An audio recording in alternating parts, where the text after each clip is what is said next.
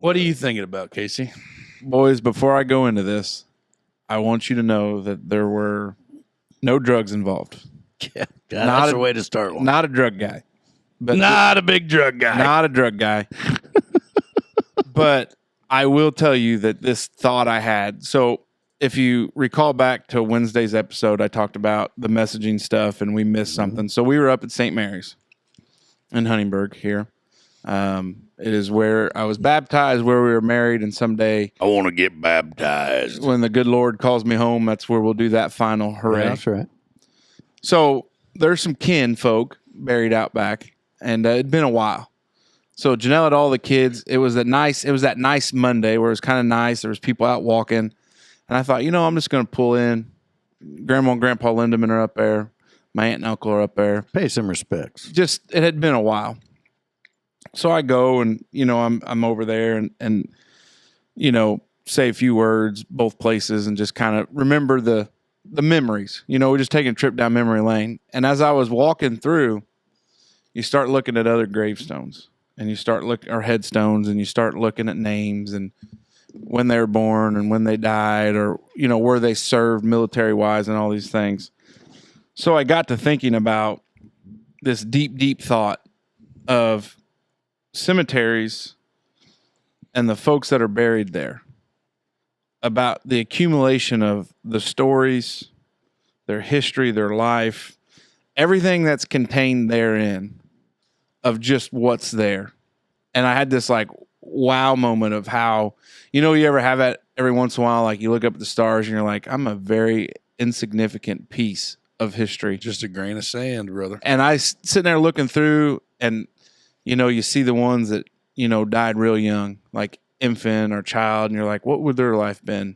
Or then you look through some and you're like, you do the math and you're like, oh, they were 40 or they were 50 or, and it was in an era where they didn't have the advances in medical technology and different things like that. And I was just flooded with this thought of just so much of somebody's life, of other people's lives, is right there, and how much we really don't know about the people we may have known. I don't know. It's just I don't know how to describe it. It's a super deep thought. Maybe the wrong show for this deep thought because there's not smoke rolling out and we're not, Cheech and Chonging it. But it was just a weird realization of someday there's going to be. I love how he correlates deep thought and magical thinking with drugs. Well, most people do. Most people do. But someday somebody's going to be walking through, going to one of their relatives, and they're going to see, Casey Lindemann, February 19th, 1987, whatever. Hopefully, Janelle lives forever. But, sees that. They see our kids' names on there, and of course, I'll put lawyer, podcaster, thinker, philosopher, philanthropist, all these great things, baseball coach, but somebody's going to look at that, that headstone and be like, oh, I wonder what he did in his lifetime. And that's where that's what I did. As I walked through, I remember hearing that name. That's an old Huntingburg name. There's not many of them around anymore, and wondered what happened. And it's just cemeteries are a historian's dream. So yeah. We were talking a few weeks, actually last week's episode, you were talking about creepy things or spooky things at your house. And it didn't seem completely related. But the house that my dad had my whole childhood, he lived across the street from the Abington Cemetery, and Dad was a caretaker there. He'd mow the grass. He had a couple cemeteries he took care of. And so weekends that I was with him, he'd go let me weed eat. And then as I got a little older, he'd let me mow. And how many gravestones did you smoke with the mower? Not too many, actually. He wouldn't let me mow before. I didn't ever touch much of them either. Wouldn't you? I was threatened with my life if you get close. I wasn't allowed to be on the mower until I was able to know that was not a thing to do. But one thing, to your point, that I always noticed as I was around there is that grass always grew greener on certain graves and others. Yeah. Because it's a pretty big cemetery right there. And then I think probably a year ago now-ish, so maybe if you look back 70 episodes ago, I was getting on a big rant about no natural burials in Indiana, and there's only a few places you can. But I always thought that, Their vault That was m- leaking. well, maybe they just lived such a good life that you couldn't keep that goodness in them. Yeah. And when you're talking about the stories that goes on, and that's real weird. And not that I was out there chiefing it up when I was 7 years old, because Dad would put a 50-pound bag of grass seed on the mower so it would run for me because it had the safety switch, On the seat. But you would definitely notice. I never had to worry about that. Yeah. You would definitely notice some graves had greener and fuller grass than others. And I always just thought maybe that has something to do with the person that's underneath. That's a good person buried there. But realistically, it's probably just because the vault was leaking. Could be, but if you're a real piece of shit, goddamn Ace, you know what? You just Your grave ruined. ain't gonna grow no grass. You greasy bastard. No, it's going to have a big old hump because they can't bury me deep enough. They'll trim a little off before they put you I in have the a box. John boat buried down there, my big old John boat. I don't know. It's just one of those things, guys. Like, Cemeteries are probably one of the most interesting places in the world. I don't find them scary though. I don't either. I do it dark. I'm not going to lie. It is an eerie feeling. I'm not We going to lived lie. across. I Could know. look out my bedroom You're window right. and see it up. See you graves. never ever once like spooked yourself out looking across the street thinking there's a shadow or really.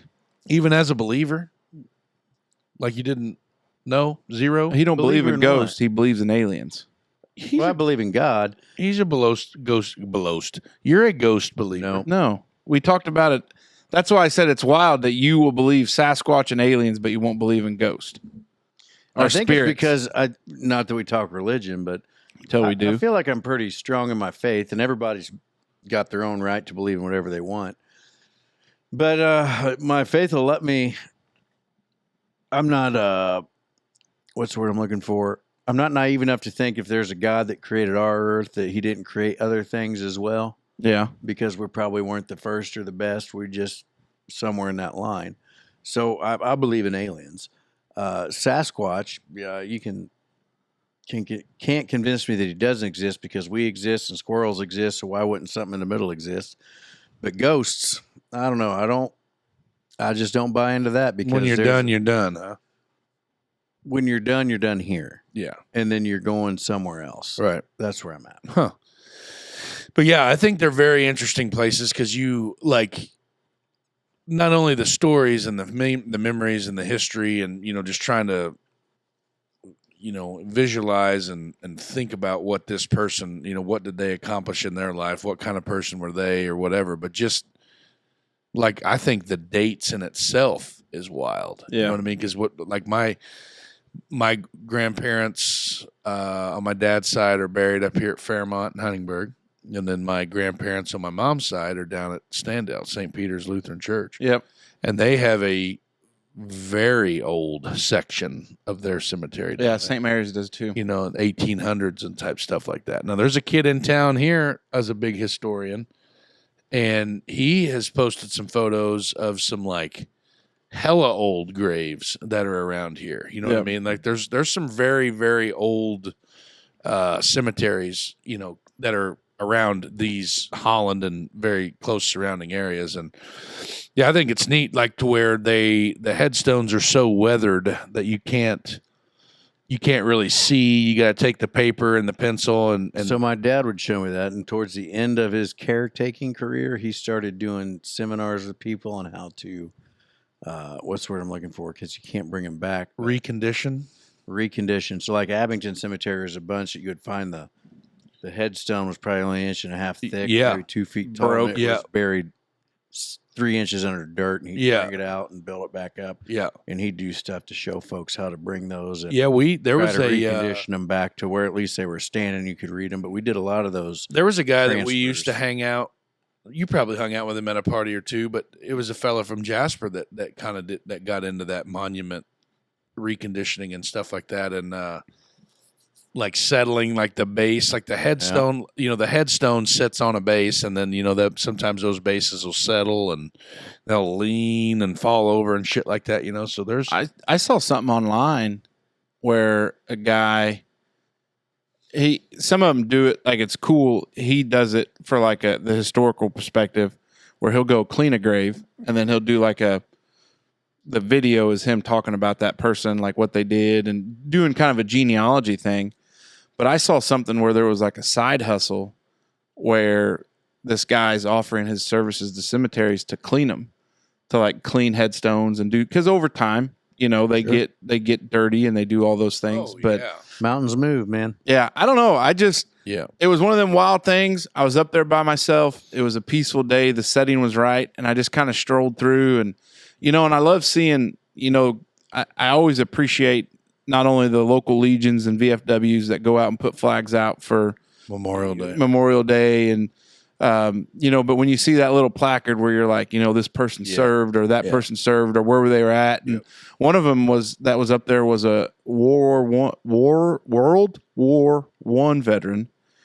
That was a mouthful. Yep. Well, it was like his regiment was like horse train company B. And you're like, wow, that's crazy. And 100 years ago, we didn't have tanks and all that other stuff. I mean, they had the technology, it was starting, but like you were in a regiment where still in a cavalry. You used horses to get artillery and shooting supplies at each other in trenches, like in just ditches. It's crazy. Man-dug ditches. I don't know. It was just one of those things. I went up to see, you know, the Lindemann side up there, and then, you know, the Rodemakers. My aunt, you know, she married Rodemaker, and it was good. And I felt kind of guilty because I know that my aunt would go up and do, you know, flowers and do those different things for him. And I kind of felt guilty that I hadn't been up in a while.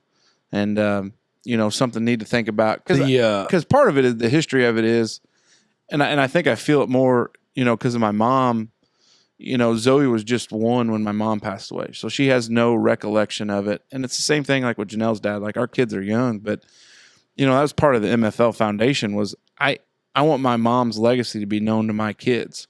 That although, you know, she wasn't here physically to be a grandmother, that my mom was a special lady. Sure. And I think that's some of it too, is like history is so important. Everybody, like, you talk to kids and they're like, what's your favorite subject in school? And very rarely is it history. And I guess I'm a weirdo that I love history, but like, I think that's super important to know who you're from, like who you are, where you're from, like what your family lineage is. Like, there's just a pride thing in it. I don't know. I wish I would have paid more attention to it in history. I was going to say, I think the history thing that you're just the weird one because you liked it when you were young, but I feel like there's an age where that becomes, once you start seeing your own, just like we talked about the other day, worrying about when I did that whole freaking, found out that I was only a fifth generation American. Yeah, you know what I mean? Like, shit like that is wild. Like, if I had the ability to just at my fingertips just to jump on in, you know, and I would love to do like the cemetery tours, you know, where people go to,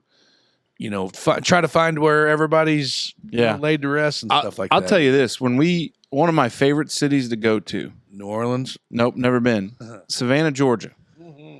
Because Savannah, Georgia is a unique layout, but history-wise, I mean, very early in American history, because we started east, headed west. Go west, young man. But, like, it is so cool to, like, see those town squares that they have there and how they design cities. But then you get to, like, some of those graves are there, and it just our kids wouldn't give two shits about it. No. But as they age, they will. The thing that got me, this is very local, and then we can move on. But you guys been to Hindostan Falls before? Can't say that I have. Heard of it. I mean, I know where it's at, but so it's on the East Fork of the White River, in between Shoals and Lagodi. Yep.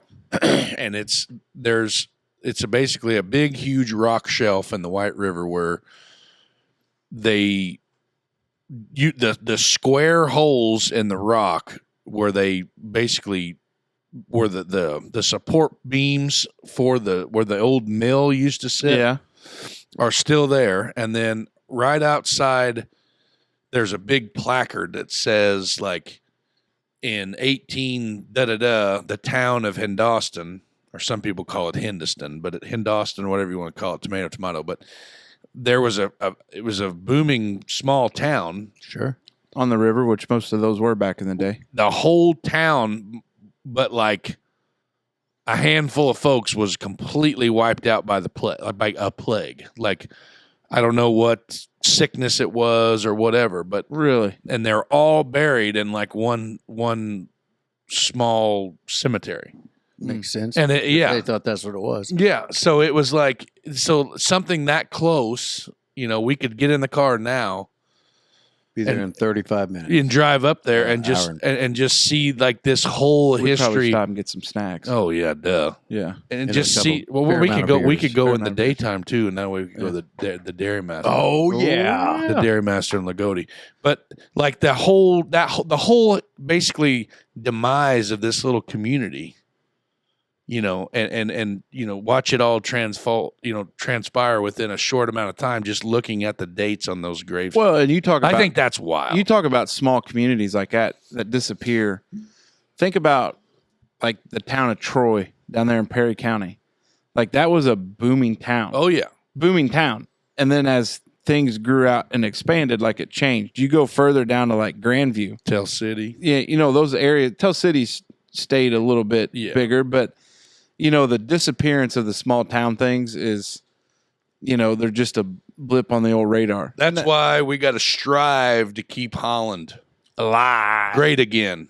The Wandering Dutchman podcast. I mean, are we responsible for the No. future of? Okay, No, but we you're not even going to let me We're not run going to with it? hurt it, though. We're not going to hurt it. we could We're be a not very gonna hurt vital it. cog in Yeah, the wheel. yeah, of that. One But tooth in a bigger wheel. no, fellas, that's where it was at. It was just a deep, deep thought. Good one. I and, like it. Yeah. I just, and here's the other thing too. Like if you're somebody that's got family, buried locally or something, when was the last time you were there? Make the effort.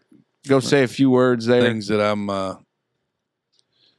yeah. Well, I didn't want to make you feel bad. No, but it does. You know what I mean? Like it does. Way to Yeah. make him feel bad, dickhead. No, I know. not that, but See, it's now like the show's up. Just no, turn it God off, yeah. damn it. You know what I meant? Like it's something that you need to make a priority, and it's like in the beginning it's tough. You know what I mean? It's real tough. But then as that, they're still there, you know what I mean? So Yeah. you gotta go. You Yeah. gotta go. There we go.